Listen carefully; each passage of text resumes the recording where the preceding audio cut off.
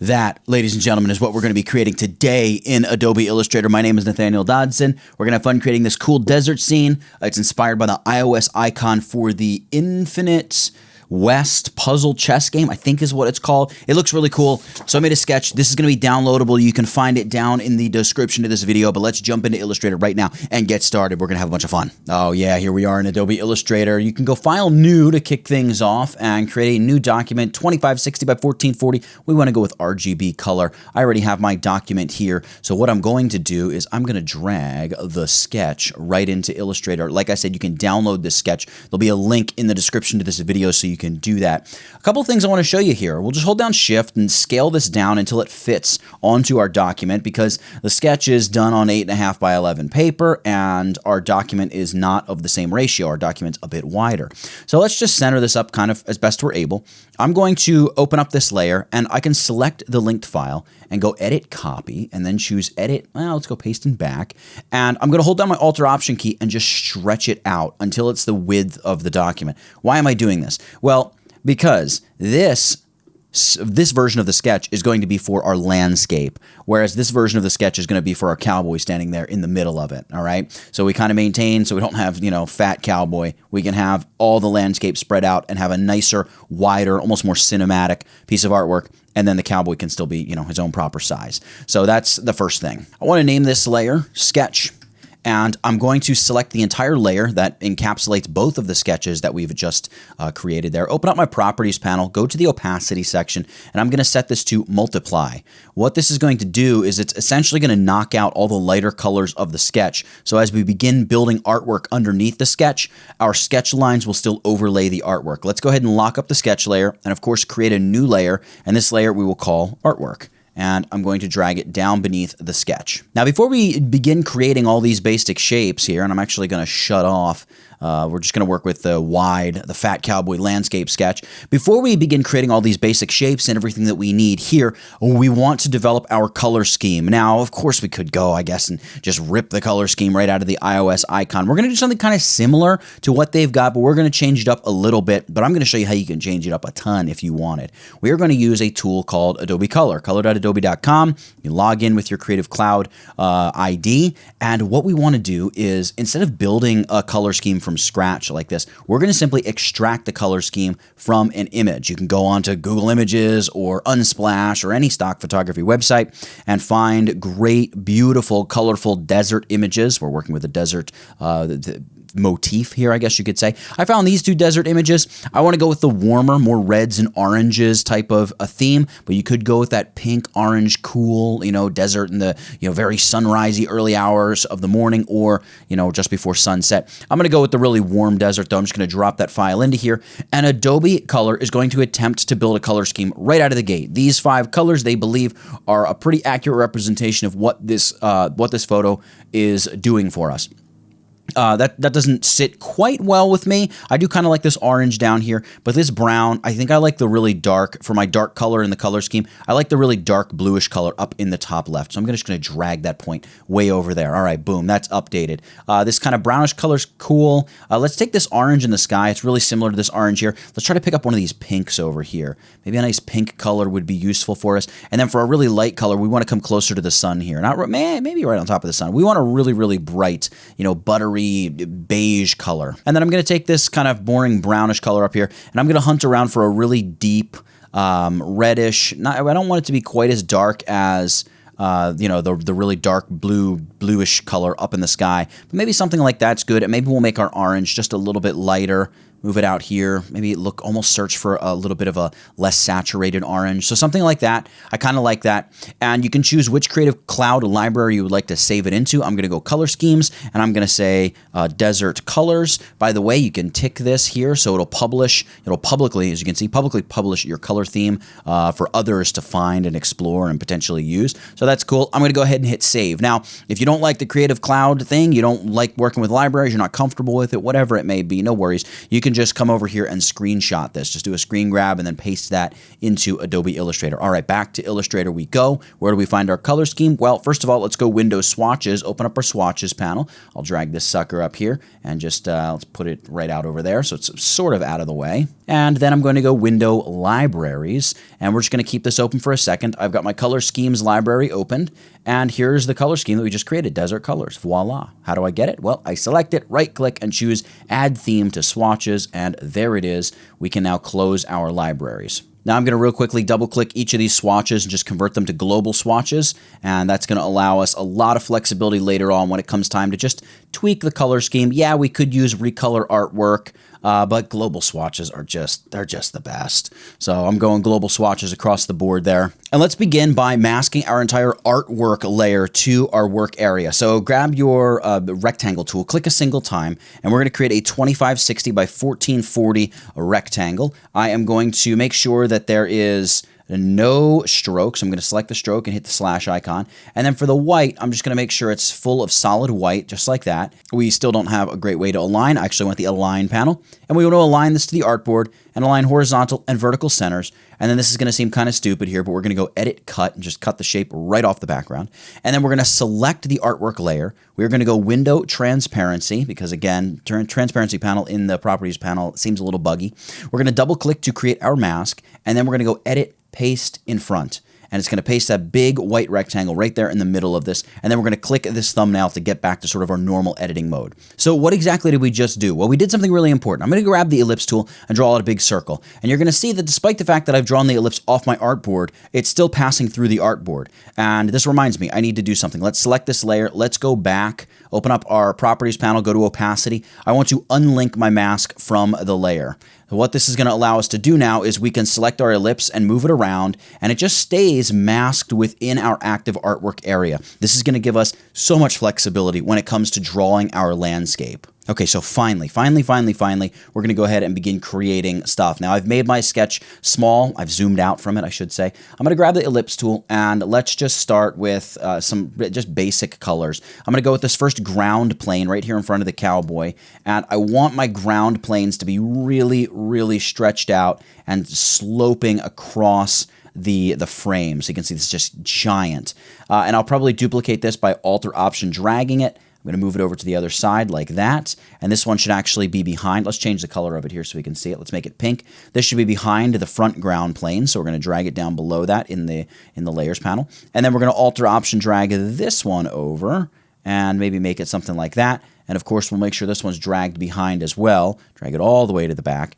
And we've created the basics of our ground plane, sort of following along with our sketch. And if you want to, make it a little bit more perfect, of course, you can always drag and adjust and just tweak stuff as you see fit to match the lines of your sketch, or if you downloaded my sketch. Now that we've done that, let's grab the pen tool, and I'm going to create this little craggy rock area where the Cowboy is going to stand. In fact, let me just use the curvature pen tool here, and let's go ahead and make something. Just something that's got some gentle slopes to it. Doesn't have to be anything too wild. We just want it to kind of look like, oh, he found a little rock or something that he's standing on. That's kind of cool. And he's just kind of hanging out there doing his Cowboy thing, watching the cactuses and stuff. So there we go. That's sort of the platform on which he's going to stand. You see we're going to add some shrubbery and things to it in a little bit. So here's where this gets kind of fun. We're going to draw all these rock faces in the background. It's going to be pretty easy, though. It's much less complicated than you're probably imagining right now. We're going to use the pen tool, which is located here underneath the shaper tool. I'm sorry, not the pen tool, the pencil tool. The pencil is like the pen, but it's graphite and it's erasable. We're going to double click on pencil tool, and here in the pencil tool options, I'm going to go with the most accurate fidelity possible, and I'm not going to keep my shapes selected. So that's kind of what I want, and maybe I'll just say stick within like 3 pixels of whatever I draw to really keep it kind of rigid, much like you would expect a rocky face to have. And this is where it helps to have a tablet or something like that. I'm going to use my tablet here, and I'm just going to go along and just, create kind of this craggy looking rock face. and just make sure it goes down below the ground plane here, and you can just loop it right back around. Boom. We have our first rock shape. And of course, maybe we'll change the color of this to a bit of a green so we can see it. And we'll just drag this all the way to the bottom, make sure it's beneath our ground. And we've got two more sort of rocky outcroppings. And I'm going to grab my pencil tool once more, and we're going to go ahead and just climb right up there. Loop around. It's got this funky little thing on top. All those rock monuments and butts and whatever they call them, they all have, they're so interesting out in the west.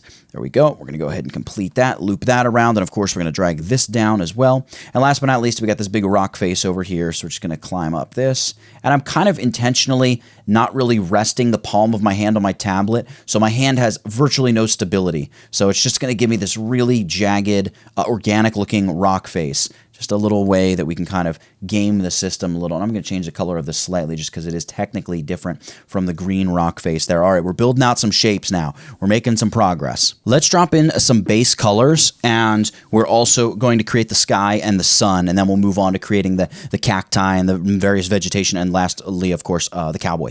So let's grab this frontmost artwork, the little thing he's standing on. We're going to go with the dark, our absolute darkest color. Then for the first piece of the foreground, we're going to go with our second darkest color. For the third piece of the foreground, we're going to go with our fourth darkest color, and then we're going to go with our more orange color.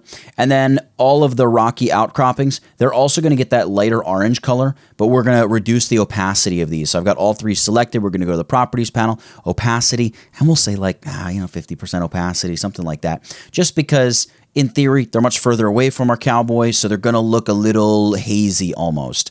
All right, so the colors aren't quite perfect, but we also need to add the sun and the sky to see how that pulls things together, and then we'll tweak the color scheme as well. And also, by the way, you can really get an idea of what you're getting when you shut off the overarching sketch. All right, so let's add the sky. How do we do that? Well, with a big rectangle again. Click a single time, 2560 by 1440. Open up the alignment panel. Yep, we're just going to align it just like so. Now this we should probably drag beneath everything, right? Because it is, after all, the sky. And we're going to give this a gradient fill. So let's just give it the black to white gradient. Open up our properties panel. Say, yeah, I want to edit this gradient. Maybe I'll open up the gradient panel altogether, and let me move my artwork down here so we can see what's going on. I'm going to open up the gradient panel here, and I'm going to select the white point first, and with the color picker, I should say, I'm just going to choose the lightest beigey yellow color that we got, and then also for the other side, I'm going to go with that really beigey color too. And let me open up the gradient panel. This is an annoying way to edit a gradient. Let's go Window Gradient. There we go. Bringing back the old way of doing things. Properties panel can just be a little overwhelming. All right, let's go gradient this way. And with this gradient stop here, I'm going to double click it, and we're going to go HSB, so from that little pop-out menu, and we're just going to darken this a little bit, maybe even increase the saturation a little bit. And I'm going to rotate the angle. Let's go 90 degrees. And I need to make the top of the sky a little bit darker even. Let's take it down to like 80% brightness, and maybe less saturation might be better. Yeah, something like that. I think I need to go even darker on the top of the sky though, 70. And then let's really contain the dark part of the sky to the very top. So something like that. I almost feel like it needs a little bit more yellow. So let's push it back toward the orange and away from the green a little bit. Maybe it needs a little bit more saturation. Something like that. Let's go down to the other color and go HSB for this as well. And I know we're deviating from our color scheme. That's all right. And maybe make that just a touch more orange. Something like so. All right, we've got our sky. I'm going to close the gradient panel. There we have the sky now. I can shut off the overarching sketch. We're starting to feel like we've got a little bit of depth happening. Notice here, because we reduced opacity, we have this overlap. You could leave that, and you could say, you know what, it's just an extra rock that has appeared out there, and it looks cool for my drawing. Or you could just, move this shape a little bit and say, there's where my little outcropping will be. Or you could get in and edit the path. I kind of actually like it. I think it'll mainly be covered up as well when we start adding the cactus and everything else to our scene here. So I'm not really too concerned about it. All right, let's turn on the sketch. Let's create the sun. Here's how we create the sun. We go ahead and grab the ellipse tool. And I'm not going to quite make the sun as big as it is in my sketch. I'm going to go with maybe I'm going to make it about as big as it is in the sketch. Something sort of like that. And I'm going to fill it with that really bright beige color, just like so. And I'm going to go to my properties panel and reduce the opacity to, let's say, 60%. Now what I'm going to do with it selected, we'll go Object, Path, and choose Offset Path. And we'll offset this. Let's turn on preview. I'm going to say at least 30 pixels, maybe 50. Yeah, let's go 50 pixels. Hit OK. And we're going to reduce the opacity. Illustrator has automatically placed the new path behind our original path, and it has it selected. So we can just immediately reduce the opacity to 50%. And then we're going to repeat it again, and I'm going to do it over and over and over again until I'm down to 0% opacity. Well, until I'm down to 10% opacity really is what I'm going to do. Object, Path, Offset Path. It's really fast and easy once you get into the flow of it. Reduce that opacity. And this is going to give us this really big sun object that is just slowly fading out to nothing, giving us a very vector looking but still kind of faded looking sun up there in the desert sky. Because when you're in the desert, the sun is bright. There we go. You can see a big old sun up there. I'll probably drag a selection over this. Now it has selected the sky, so I'll hold down Shift and just click the sky to deselect it. And with all these pieces of the sun selected, go Object, Group. Just group them together. So there's the sun. And if we decide, you know what, I actually want to move it a little over here or wherever, we can always do that. So that's cool. That looks nice. I'm going to take the sun group and just drag it down and put it just above the sky because really it should be kind of behind everything except the sky. And it's time to turn on the sketch and create some cacti. So we'll do this. We'll begin over here. And here's the basic principle that I'm going to use for creating the cactus, and then I'm going to speed up the video and create all these really fast. I'm just going to use a really contrasting color, maybe like this really light beige color. I top the cactus first. So I grab the ellipse tool and I just hold down Shift and create like a nice perfect top to the cactus. It just ensures that you have nice round looking cacti tops. Go View, make sure you have your smart guides turned on. And if you do, then you can just use the pen tool and you can hover over, find that anchor point and draw a line straight down from that anchor point. Create your cactus just like this. Come up and around this way. Right, so just bounce out and around for my cacti. Hook up with that anchor. Loop around to the other anchor. Come down like this. Bring it around to meet up with the stem or the main piece of cactus. I'm not sure what the technical term is there. And just loop this right around. And of course, join it off, and we have our first piece of cactus. Now, we do need to select it, and then hold down Shift and select both of the circular tops, and just go to our Pathfinder panel, and just choose to merge the shapes together. Just join them right together, and you're good. Now, the way the cactus are going to work, and again, this is all before I speed this up, well, number one, we can look at this and say that looks absolutely hideous right there. So we can adjust it, number one. We can say maybe that looks a little bit better, something like so. And we maybe bump this up a little and bump this over a little.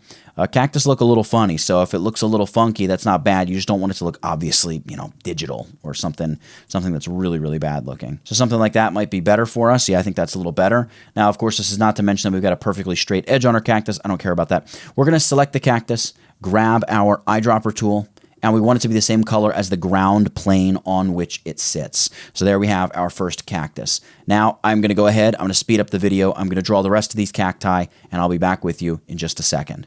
So now that we've created those cacti, we're going to create the little grasses that go just around the scene at the base of the cactus. And again, I'm going to show you how to do it, and then we're going to speed this video up, and you can dust up your scene with a little bit of shrubbery. What we're going to do is use the arc tool, and you can drag out, well, you guessed it, arcs. Now, it's hard to see that because it's just over the background. You can drag out an arc like this, and we are going to apply a stroke to the arc. Now, we're not going to be able to see the stroke because it's not over our masked area. So let me find an area that's nice and clear. All right, so we've got an arc up here, and we place it, and then we go ahead, we have the stroke. See how the stroke is in the foreground here in our swatches panel? We can just grab any old color, and there we go. We now have a stroke on that arc. But the problem is the arc's not going the right direction. So you want to hold the down arrow key, and the down and up arrow keys are going to allow you to swing your arc back and forth. So let's go with kind of a gentle grass-esque arc, and we're going to fill this with that orangey color. And I'm going to go to my properties panel. We're going to bump it up kind of thick, maybe like 15 points. And then I'm going to grab the variable width tool, the variable stroke width tool, whatever you want to call it. And I'm going to grab the tip of the grass and just make it like a blade. All right, just like that. And maybe I'll select this actually. Let's make it even bigger. Let's go like 40. So something like that. There we have it. Now what we can do is we can take this and we can create a lot of different types of grasses with this. So I can scale it down. I can just bump this right into here. I can bump the size of the stroke up a little bit, make it fat again, and then I can duplicate, maybe make a second one of these. There we go, something like that. Maybe I'll tilt it over a little bit, and you just push and pull and play with these, and something like that. I've got, okay, so I've got the shrubbery for one side of the cactus. Then I take it, hold down Alt or Option, drag it to the other side of the cactus, and then just flip it over by dragging it the other way. Maybe I size it, make it flatter so it's kind of shooting out away from the cactus more, right? There's not really a right or wrong way to do this. It's just kind of whatever you want to do. And of course, you can select those strokes, make them smaller to make them a little bit more slight as they're kind of climbing away from the cactus. Maybe double it up, do something like this, rotate them a little bit, make the cactus shrubbery look like it's going a little more wild. Now, I know what you're thinking. None of this matches the color that we have here. It's very obviously a different shade of red, orange, pink, whatever that is. So drag a selection over them, and we've picked up the cactus as well. So just shift-click the cactus to unselect it. And we want to sample this orange color. So you want the shrubbery to be the same color as whatever piece of ground on which you're working. So we're going to grab our eyedropper tool. Now, if we just select the ground, it's going to pick up not only the fact that it's orange colored, but also that it's a fill, and it's going to fill our grass with orange and get rid of the stroke, and it's going to look awful. I'm going to undo that. What you want to do is just take the color property, and you do that by holding down Shift and clicking with the eyedropper tool. And now you can see we have nice orange grass. Now, it still doesn't match. Why? Well, because the sketch was turned on, and that was affecting the color that the eyedropper was picking up. Now, if we Shift-click the ground, there we go. We have some nice grass. Now, I can just duplicate these little grasses over, and I'm going to make the little shrub that's in my sketch right here, and I'm going to flip it. So I'm going to do something kind of like that. I'll make this size a little bit smaller and pull this over, and there we go. We have a little grass plant there. If I turn on the sketch, you can see there's a little grassy thing right there. And then we're just going to duplicate these grasses to the base of each of our cacti and just add and build out kind of the scene. So I'm just speeding up the video here, and I'm doing exactly what I just said. I'm just stealing pieces of grass, moving them around, rotating, flipping, and making sure that I'm recoloring as I go, and just making it all look as good as I am able to do. All right, here we go. We got the grass. It's all looking good and in place. I'm going to select all this foreground grass here and just hit Command or Control G to group that together. I'm going to select this dark grass with that cactus. Actually, I'm not going to select the cactus too, just the grass at the base. I'm going to select all sort of the groups of grass and just group them all together just so we've got them and they're easy to access later. Make sure you deselect all the cacti. And you can see here, we just have a few groups of grass now in the layers panel. The color of the sky is kind of bugging me. It's looking really green. So let's select that and let's edit this here. Let's open up our gradient panel. I'm going to get a little picky with it.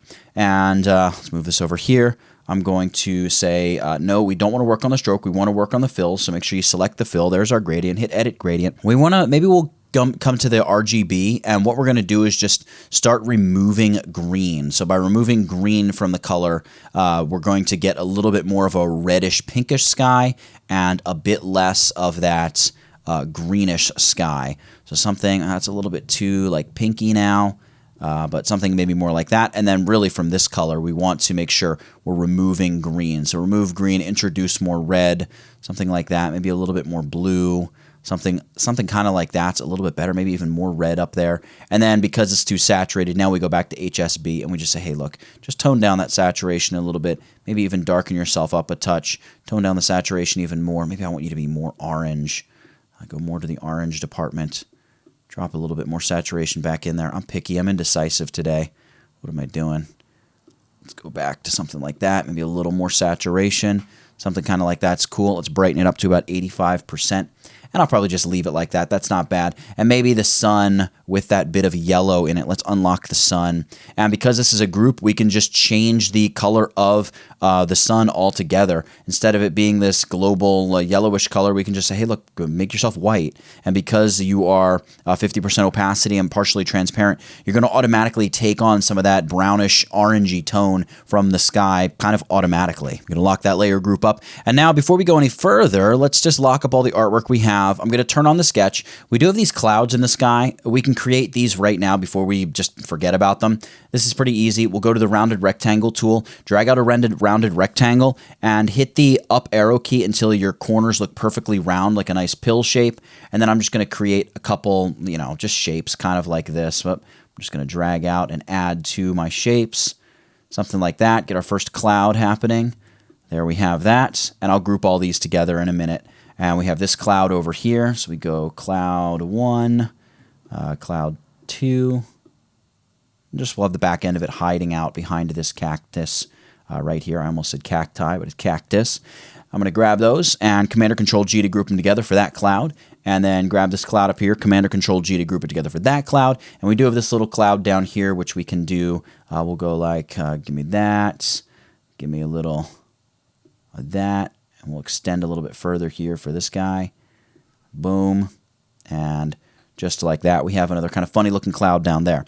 All right, now that we have the clouds, these are pretty easy. We can just shift select all of them. And I'm going to close up my gradient panel and the color panel, open up properties, and just set the opacity of them to something really subtle, like 15%.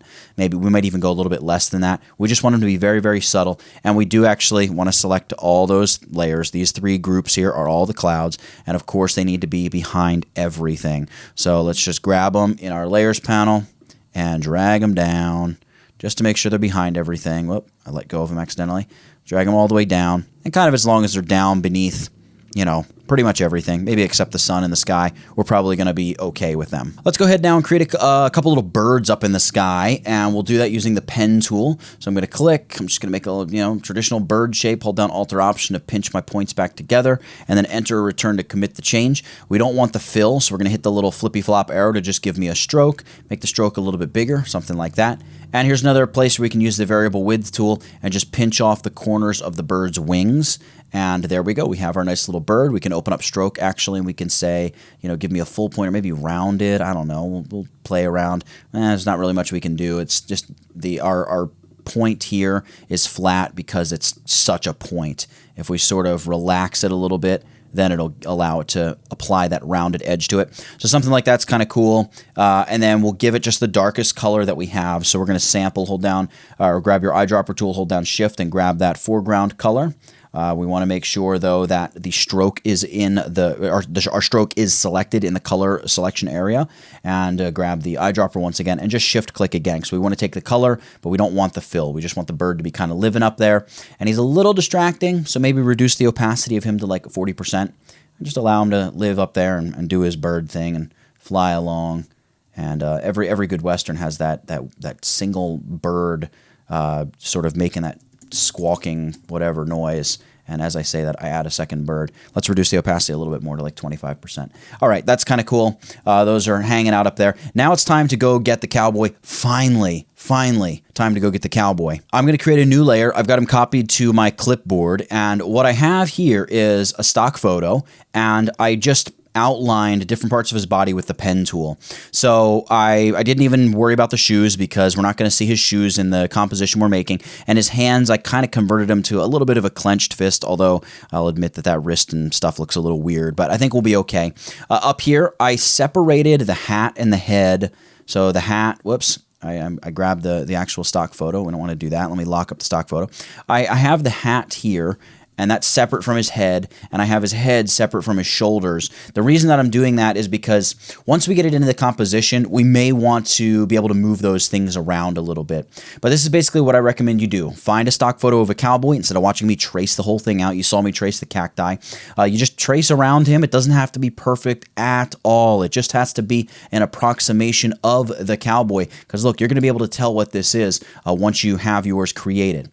Now I'm going to select this, and I am going to flip the stroke and the fill to give me a filled in silhouette of a cowboy.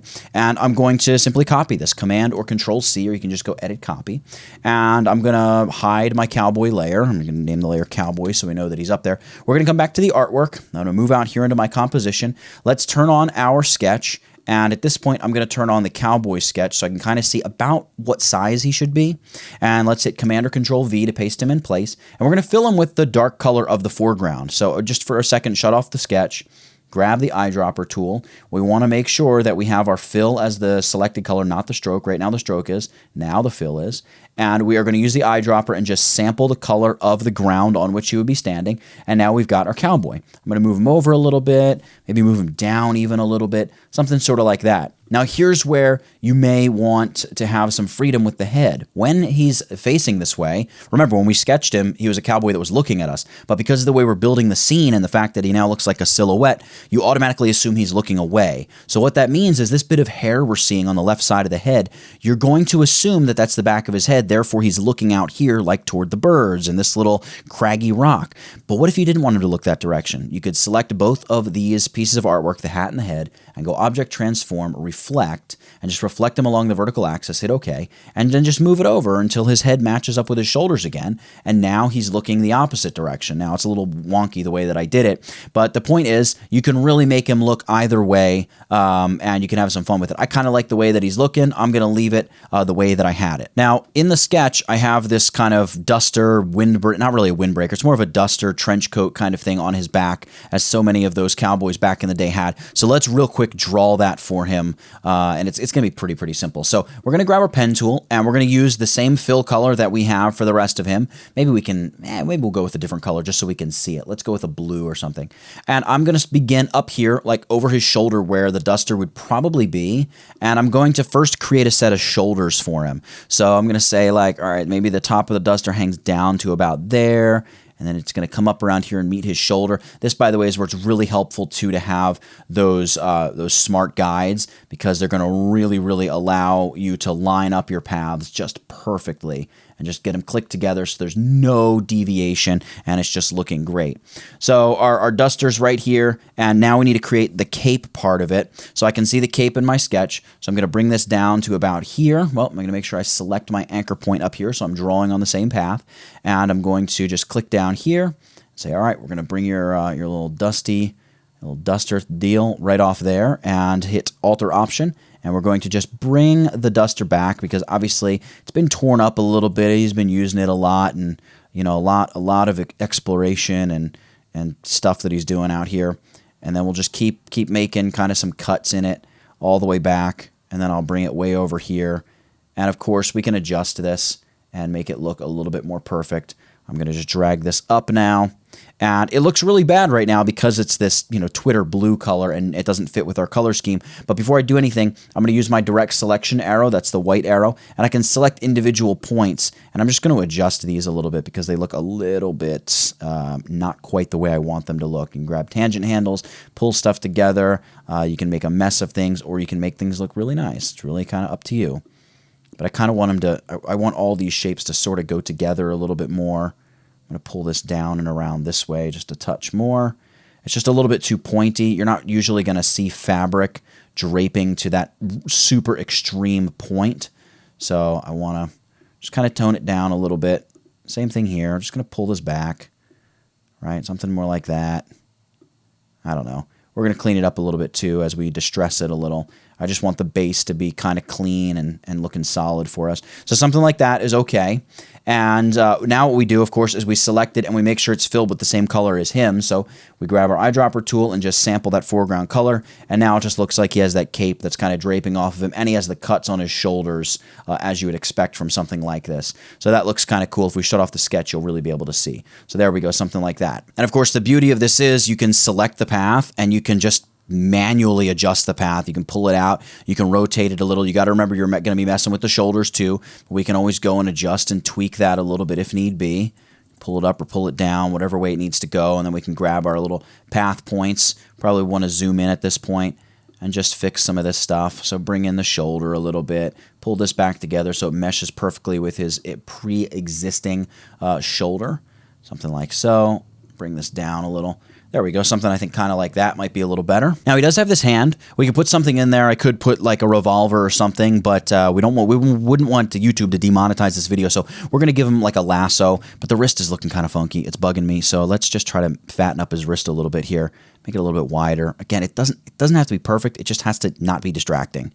So something like that. And we'll probably conveniently use the lasso to kind of cover up some of this mess that we've made here as well. But the better you are at drawing and just roughly making, a thumb not look like a cantaloupe on the side of his hand, you'll get better results too. So, take time if that's what it requires, and clean it up, spend some time on it, make it look good, and you'll never regret that. So there we go. We clean up the hand a little bit. It still looks like his wrist looks a little bit more like a foot than anything else.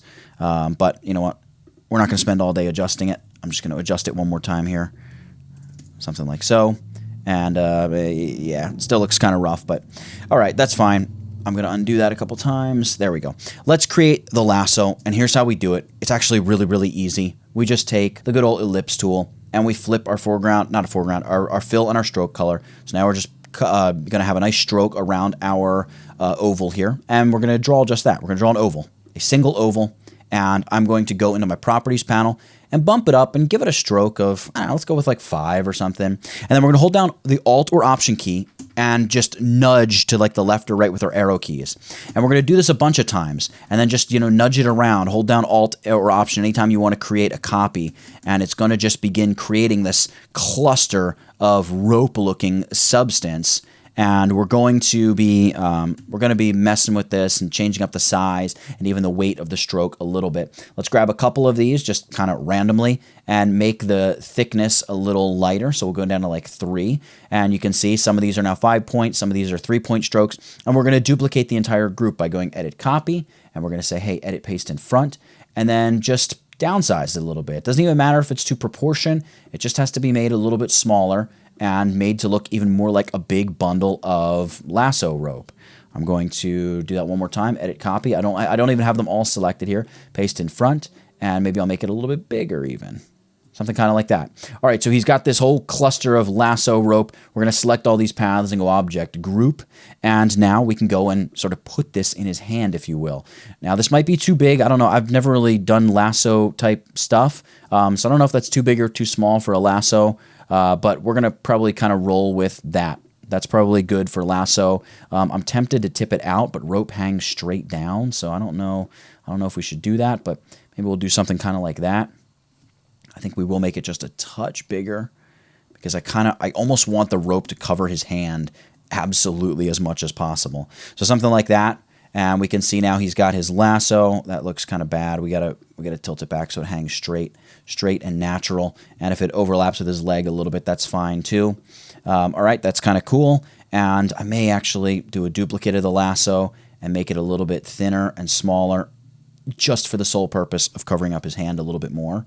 But what that's going to do is make things look bad. So let's just reduce the point size, give us some thin rope in there as well, just so we can still see the texture of the lasso. And now we can see the hand is just totally blends in with the bundle of lasso that he's holding there. So that looks kind of cool. So the next step of this process is a lot of fun. It's something that's really easy to do, and it's especially easy and fun if you have a tablet. We're going to texturize him, and we're going to begin texturizing the entire background, and then we'll just tweak the color, and we'll finally be finished with this project. So let's grab all the pieces of him. So this is the bill of his cap, or the brim of the cap, the top of the cap, the head, the body, the cape, and the lasso. So we're going to take all this stuff and group it together. Object, Group. And now we're going to apply a layer mask to him, or to this group. We're going to do that by going Window, Transparency, and I'm going to drag my transparency panel over here, and I'm going to double click to add a mask. I'm going to unclip the mask, and we're going to draw with black. So here's what we're going to do. We're going to make sure that we're using total solid black. There we go, full black. We're going to actually hit the black swatch there in the color panel. And now I have the mask selected. And what I'm going to do is I'm going to zoom in on him, and I'm going to use the pencil tool. And this is where I said if you have a tablet, it can really be helpful. So I'm going to grab my tablet here. I'm going to turn my tablet on. And you can now just draw around the edges of him wherever you kind of want to cut some texture into him. Let's say we want to make a crack in his hat, right? So we can just do something like that. Maybe dirty up the top of part of the brim of his cap, something like that. Really bite it up, chew it up a little bit. Maybe the back of his hair gets a little scraggled or something. We could do something like that. Right? You can just begin coming in here, and everything you're drawing with the pencil tool is filling in with that really solid black, so it's going to hide it, right? So you could almost imply that there's a little bit of a beard on the front of him, something like that. That could be kind of cool. Of course, dirty up the edges of his jacket. That can always be kind of fun, stuff like that. Right? So we can just do this. We can quickly go through and just cut in a bunch of texture and just stuff that really adds some realism to this. We can also, by the way, go in with the rope, right? Something like so, and just dirty up some of the edges of the rope and, just come right on through. And don't worry if well, that might look a little bit funky there, but just something like this where you're just coming through and, adding very thin strips to the middle of the rope, kind of clearing things out a little bit, even into his hand. Remember, we didn't quite like his hand all that much, so that's fine. We can go right in and just cut little bits and pieces into that. And the same thing here with his pants. You just add some cuts. He's been out there riding a horse. He's probably had a bison attack him. Who knows? Crazy stuff was happening out there in the wild, wild west. And there we have it. Something like that is cool. And then, of course, the edge of his cape is not going to look this perfect. So we really want to chop this up and texturize this out really, really aggressively. Something like so. And I'm going to just cut along there. That's cool. And we're just going to choppity-chop that up and just come right through and really do some big, big, big slices, kind of deep cuts into this. Because, again, he's riding a lot, and he's going to be making a mess of his little trench coat situation here. So we really want to add good texture to the back end of this. But you want to keep it kind of realistic. I'm just trying to do these very straight, thin lines, and then make sure I loop my selection back around. And just, until it looks kind of what you'd expect the cowboy to have going on back there in his duster, his trench coat, his whatever it is. I'm going to come through here as well. Through here. And just take the time that it takes to kind of clean it up and really, really texturize that. And that's just a way you can go through, and if it's not quite looking as realistic as you want it to look, you can just go through and start masking stuff like that and really get some good results. So something like that. And of course, if the side of the cape is all chopped up, chances are the back edge of it here is also going to be all diced up and have a bunch of damage and stuff done to it. So we want to make sure we just go through and just, texturize, clean stuff up, or in this case, dirty stuff up. And we're just going to scratch away parts of the shoulders, right? It's just going to add so much to this. And you can see here when we zoom out now, it really looks like we've created an incredibly complex path, but we really haven't. It's just the power of this pencil tool, I should say. Now, that's not the only way we can do this. This is the way I'm choosing to do it here for our cowboy because it's going to give us a lot of options for editability in the future. Another way that you can do this is by using our friend here, the wrinkle tool. Now I'm going to double click on the wrinkle tool, and I usually go with something like, maybe 100 by 100. Let's reduce the intensity to like 20%. I'm going to go heavy on the, well, actually, no, let's match them up. Let's go 50% horizontal power, 50% vertical power, and I'm going to leave my complexity at 1 and boost the detail to like 6. And now what I'll do here is I'm just going to unlock like pretty much everything. Well, maybe not the grass, but I'll unlock the cacti. I'll unlock the ground planes. We're going to get to the ground planes in a second. Let's do the cactus first. So I'll select all the cactus. 1 cactus, 2 cactus, 3 cactus, 4 cactus. With them selected, I'm going to grab my wrinkle tool and I'm going to zoom in on 1 cactus at a time. And I am going to just run this wrinkle tool, just paint over the edges of the cacti. And what it's going to do is give me a really, really complex path and just add a bunch of texture to the edges of the cactus so it doesn't look perfectly smooth and, computer generated as much. So it's going to go through and just kind of mix things up for us a little bit and help give us some texture where we're severely lacking in the texture department. And by the way, you can use the wrinkle tool also on the ground planes, on the grass, on the rocks, anything that you want to add a little bit of texture to, you can do it. I think I want to leave that stuff more smooth for now, and it's also going to save us a little bit of time here. And let's move on, and I believe we're ready now to just adjust our colors and just wrap up this project. Let me unlock all the grass and everything, and let's take a look at doing just that. So I really like the way he looks. I'm thinking these rocks in the background, we'll select all of them. I think they can be dropped opacity-wise, maybe down to like 30%. Right? I think that looks a little bit nicer. And then it's a matter of going in, and because we made global colors, we just double click on colors. So like this dark red, maybe I want it to be a little darker and a little more saturated. Double click on that. And we say, hey, look, let's give us more red and reduce the amount of green and blue in there. Just make this a little darker. Or we can just go to hue, saturation, brightness maybe and just say, look, darken up and boost that saturation. Hit OK. And now we can see we have it's much more red, probably too red. So I'm going to go back in there and just say, let's tone back the saturation a little bit. And there we go, something like that. Then for our orangey color over here, the more salmon looking color, I think that is this color here. Let's say we're under HSB. Let's say we want to make that more saturated and also more bright, because when we saturated it, it changed it up a little bit, and that's a little bit too saturated, right? So we double click again and we say, let's just reduce the saturation down and give us more of a pinkish color. There we go. That's kind of cool. And then the orange here, let's say we want to make it a little bit darker and a little bit more saturated, or maybe we need to brighten it up a little bit because it kind of becomes a little darker when we saturate it. Hit OK. And you can see there, we've got that as well. So we can very quickly go in and do things like that that. Maybe that's a little bit too saturated. It's looking kind of strong back there. There we go. Something like that I think might be a little bit better. So that's the power of global color, where everything just automatically updates, all the strokes, all the fills, everything, just by editing that one swatch. It makes it nice and easy. And that's pretty much it, right? We had our sketch here, and we took it from sketch to finished vector artwork in Illustrator. Yeah, did it take a little bit of time? Sure. But you know what? The best things, as they say, are worth waiting for. And we have a finished Western-looking illustration that we've done today. Well, that's really it for this one, folks. I hope you enjoyed it. If you did, make sure you subscribe and turn the notifications on. Also, upload your artwork to Instagram and tag me in it. My Instagram handle is tutvid, T-U-T-V-I-D. And if you enjoyed this video, I think you'll like the video that just appeared on screen. It's all about creating this moody sunset scene straight out of Vietnam, inspired by some artwork that got sent to me. I think you'll really enjoy it. And just a reminder that I love all the people, but I especially love people like you who stick around to the end of the video. Get it? Got it? Good. Nathaniel Dodson, tutvid.com. I'll catch you in the next one.